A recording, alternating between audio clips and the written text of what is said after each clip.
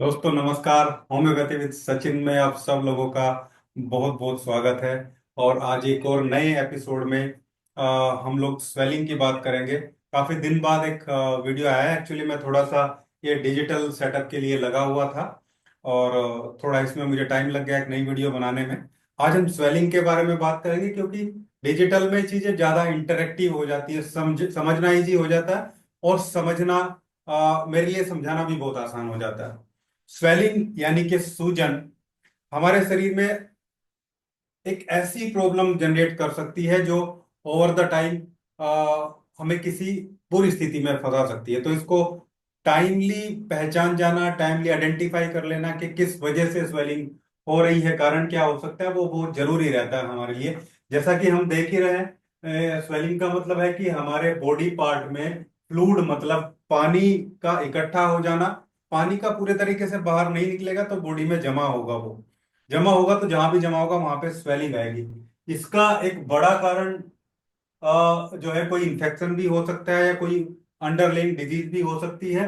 और इस पानी के इकट्ठा होने को हम सूजन स्वेलिंग बोलते हैं या इन्फ्लामेशन भी बोलते हैं, क्योंकि जब हमारे बॉडी के किसी पार्ट में टिश्यू में कोई इन्फ्लामेशन होती है तो वहां पे इन्फ्लामेटरी रिएक्शन होता है और कुछ स्पेसिफिक कंपोनेंट जो है वो मास सेल से बाहर निकलते हैं। जैसे हिस्टामिन होता है, हिस्टामिन निकलेगा तो ब्लड वेसल चौड़ी हो जाएंगी उस जगह पे, और जहां ब्लड वेसल चौड़ी होंगी इस टाइप की स्वेलिंग हो सकती है। जैसे इस पैर में आप देख रहे हैं, ये पैर में स्वेलिंग है, ये पैर सूजा हुआ है जबकि वो पैर ठीक है। यानी कि इस पैर में कोई प्रॉब्लम है, या तो कोई लिम्फेटिक ऑब्स्ट्रक्शन है, मतलब कोई सर्कुलेशन की प्रॉब्लम हो सकती है, वो लिम्फेटिक भी हो सकती है, या वेनस सर्कुलेशन की प्रॉब्लम भी हो सकती है। दूसरा पैर सही है। दूसरा स्थिति है कि कभी कई बार पिट भी बन जाते हैं, गड्ढे भी बन जाते हैं। गड्ढे बनने की स्थिति है तो ये थोड़ी सी हमें खतरनाक स्थिति होती है और इसको हमें अच्छे से ले लेना चाहिए, टैकल कर लेना चाहिए टाइमली, नहीं तो ये चीजों को और खराब कर सकती है। स्वेलिंग की जब हम बात करें तो ये दो तरीके से हमें देखने को मिलती है। एक होती है इन्फ्लामेटरी स्वेलिंग, जैसे कोई इंफेक्शन की वजह से या इंजरी की वजह से या उसके बाद होने वाली प्रॉब्लम, जिसमें लोकलाइज स्वेलिंग हो सकती है, मतलब किसी एक छोटी जगह स्वेलिंग हो सकती है, या उसमें हीट, रेडनेस, पेन, लो और लॉस ऑफ फंक्शन, मतलब उस पार्ट का फंक्शनिंग जो है वो लो हो सकती है। दूसरा नॉन इन्फ्लामेटरी स्वेलिंग है, जिसमें फ्लूइड का एक्यूमुलेशन होता है, जिसकी वजह से ज्यादातर ये देखने को मिलती है कोई चोट लगने से या कुछ जो है ये अपने आप ठीक भी हो जाती है 2-4 दिन में। और ये जो नॉन इन्फ्लामेटरी स्वेलिंग है, ये जनरलाइज भी हो सकती है, लोकलाइज भी हो सकती है। मतलब एक छोटे से हिस्से पे लोकलाइज, मतलब जैसे कहीं चोट लगी और वहीं पे हो गई, या फिर एक जनरलाइज स्वेलिंग एक बड़े हिस्से पे, जैसे वहां यहाँ पूरे पैर में स्वेलिंग हमें देखने को मिल रही है, तो ये एक जनरलाइज स्वेलिंग को हम मान के चलते हैं। यूजुअली इसमें पेन नहीं होता, जो स्वेलिंग होती है ना कोई टेंडरनेस होती है, मतलब नॉर्मली पेन नहीं है, और दबाने से भी इसमें पेन आपको देखने को नहीं मिलेगा। और मेन कारण इसका फ्लूइड का रिटेंशन ही है, इसमें पानी का भर जाना ही इसका सबसे बड़ा कारण इसमें रहता है। तो ये चीज हमें देखनी है। अब स्वेलिंग की अगर फिजियोलॉजी को हम देखें भाई क्यों किस वजह से हो रहा है, थोड़ा शॉर्ट में मैं आपको बताऊं तो इसमें हाइड्रोस्टेटिक प्रेशर जो है वो बढ़ जाता है और ओनकोटिक प्रेशर कम हो जाता है। इसकी वजह से जो जो आप देखेंगे जो फ्लूइड होता है वो बाहर टिश्यू स्पेस में आने लगता है और स्वेलिंग हो जाती है। अब ये हाइड्रोस्टेटिक प्रेशर इंक्रीज कब होगा?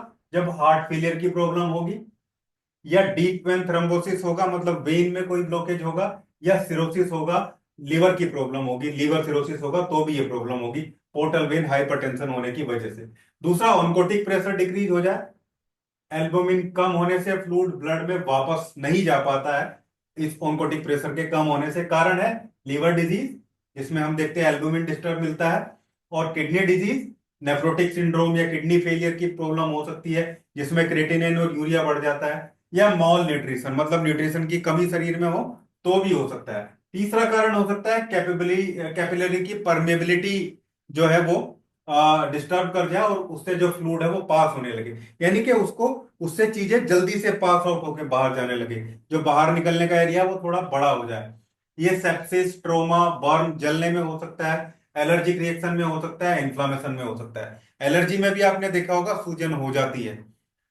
कई सारे के टाइप की एलर्जी होती है जिसमें सूजन देखने को मिलती है, किसी का होठ सूज जाता है, किसी का चेहरा सूज जाता है, तो वो प्रॉब्लम होती है।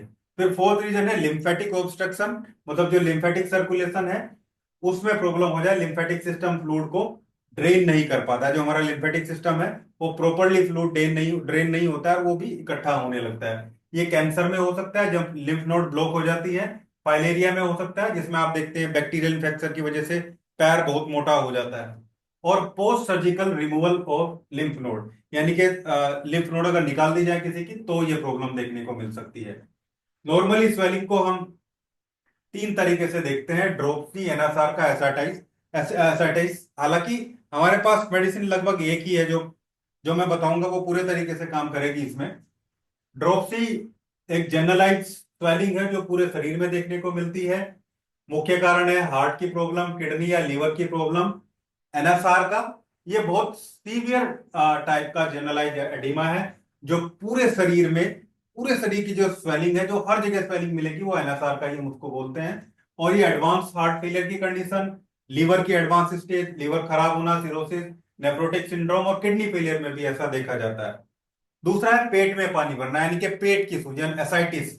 ये पेरिटोनियल कैविटी जो होती है, हमारे पेट की जो लेयर होती है उसमें पानी भरता है, और लिवर सिरोसिस में, कैंसर में या हार्ट फेलियर में ये भी देखने को मिलती है। तो इस तरीके से तीन तरीके को हम देखते हैं। अब हम बात करते हैं होम्योपैथिक ट्रीटमेंट की। तो एक सिंगल बहुत बढ़िया ट्रीटमेंट आपको बताऊंगा जिसमें दो मेडिसिन आपको एक अलग डाइल्यूशन में है, और एक पेटेंट मेडिसिन है जो बहुत ही बढ़िया काम करती है। आप लोग देखिए और यूज करिए, डोज भी आपको बता रहा हूं। सबसे पहली जो मेडिसिन है वो है एपोसाइनम। ये बहुत ही बढ़िया मेडिसिन है जो लीवर और किडनी दोनों पे काम करके लिम्फेटिक ऑब्स्ट्रक्शन को, पोर्टल वेन हाइपरटेंशन को, और एक्सक्रेटरी सिस्टम के थ्रू चीजों को, यानी कि फ्लूइड जो इकट्ठा हो गया उसको बाहर निकालने का काम करती है। एपोसाइनम का मदर टिंचर है, और इस मदर टिंचर को आपको लेना है दिन में 2 से 3 बार, 3 बार लेंगे ज्यादा अच्छा रहेगा। इसकी जो डोज की बात करेंगे हम, डोज होगी इसकी 20 drops, 20 drops 3 times a day, दिन में 3 बार, थोड़े पानी में डाल के। एपोसाइनम जो रेमेडी है इसका मदर टिंचर आपको लेना है, और इसको आपको यूज करना है। अब बात करते हैं हम हमारी जो नेक्स्ट मेडिसिन है, सेकंड मेडिसिन जो स्वेलिंग में बहुत अच्छा काम करती है, ऐसी स्वेलिंग जहां पे पेन है या नहीं है, हालांकि पेन होने पे और भी बढ़िया काम करती है, Apis mellifica. Apis mellifica 30 potency में हमें लेना है, और इस मेडिसिन की भी हमें जो डोज है, डोज को भी लिख के बताऊंगा आपको, क्योंकि जितना ज्यादा इंटरेक्टिव रहेगी चीजें उतना बढ़िया रहेगा। इसकी 4 ड्रॉप्स लेनी है, 4 ड्रॉप्स, और ये 3 टाइम्स लेनी है, ये भी 3 टाइम्स अ डे, दिन में 3 बार। एपिस मेलिफिका 30, इसकी भी कितना लेना है हमें, 4 ड्रॉप दिन में 3 बार लेना है। अब बात करते हैं हम हमारी नेक्स्ट और लास्ट मेडिसिन की, जो एक पेटेंट मेडिसिन है, एडेल कंपनी की है, जर्मन दवाई है। इसमें बहुत सारे केमिकल कॉन्स्टिट्यूएंट्स है, इसके मतलब मेडिसिनल कॉन्स्टिट्यूएंट्स है। नंबर ऑफ मेडिसिन है तो इसमें एपोसाइनम भी, लेकिन वो बहुत थोड़ी क्वांटिटी में, इसलिए हमने एपोसाइनम अलग से लिया है। एडेल को लेना है, और जो एडेल का जो 33 नंबर है, ये वाला नंबर आप ध्यान रखेंगे, 33 नंबर लेना है, ये इसका स्पेसिफिक नाम है पेटेंट का। और एडेल 33, इसकी आपको बाकी दो मेडिसिन के साथ में हम इसकी, हालांकि रिकमेंड डोज तो 20 ड्रॉप है, लेकिन हम इसकी 10 ड्रॉप देंगे, क्योंकि ऑलरेडी हम एपोसाइनम भी ले रहे हैं, एपिस मेलिफिका भी ले रहे हैं। तो 10 ड्रॉप्स दिन में 3 बार, 3 टाइम्स अ डे, आधे कप पानी में डाल के। ये तीनों दवाई किसी भी स्थिति में कारगर होंगी, क्योंकि जो ये हमारी एडल 33 ड्रॉप है, इसके नंबर ऑफ बेनिफिट्स हैं। देखिए आप कितने बेनिफिट हैं। Stimulates the kidney and help eliminate circulatory problems that can lead to the swelling, यानी कि किडनी पे काम करेगी, और दूसरा हार्ट मसल को स्ट्रेंथ करेगी, उसको डैमेज होने से बचाएगी, यानी कि अगर एडिमा हार्ट की वजह से उस पर भी क्लियर करेगी। और नर्वस हार्ट कंडीशन, ये तो उसी में आ जाएगा। इसके अलावा लीवर पे भी काम करती है, इन्फ्लामेशन पे भी काम करती है, and it works as a metabolic stimulant, strong metabolic stimulant, stimulant, यानी कि मेटाबॉलिज्म को करेक्ट करके, जितना मेटाबॉलिज्म अच्छे तरीके से काम करेगा उतना ही जो फ्लूइड है जितना बाहर जाना चाहिए वो बाहर रहेगा, पूरा प्रॉपर सर्कुलेशन मेंटेन करके रखती है। और इसके अलावा जो हमारे जेनाइटल ऑर्गन है या यूरिनरी सिस्टम है, उसके थ्रू ये चीजों को एक्सक्रेट आउट प्रॉपरली बाहर निकालने का काम करती है। तो ये थी हमारी आज की वीडियो, जो मैंने आपको फर्स्ट वीडियो मेरे इस पे भी बनाई है, बोर्ड पे भी, पहला अपना डिजिटल स्टूडियो का पहला वीडियो। और उम्मीद करता हूँ वैसा ही प्यार आप लोग देंगे इन वीडियोस पे भी, जैसा आपने फेस कैम डायरेक्ट वाली वीडियो पे लिया था। ये इंटरेक्टिव है, इसको समझना समझाना ज्यादा आसान है। ये था हमारा आज का वीडियो, स्वेलिंग क्या है, कैसे हो सकती है और इसके बेस्ट होम्योपैथिक ट्रीटमेंट। उम्मीद करता हूँ वीडियो आप लोगों को अच्छा लगा होगा। वीडियो अच्छा लगा तो लाइक करिएगा, शेयर करिएगा और चैनल को सब्सक्राइब जरूर करिएगा। Thank you.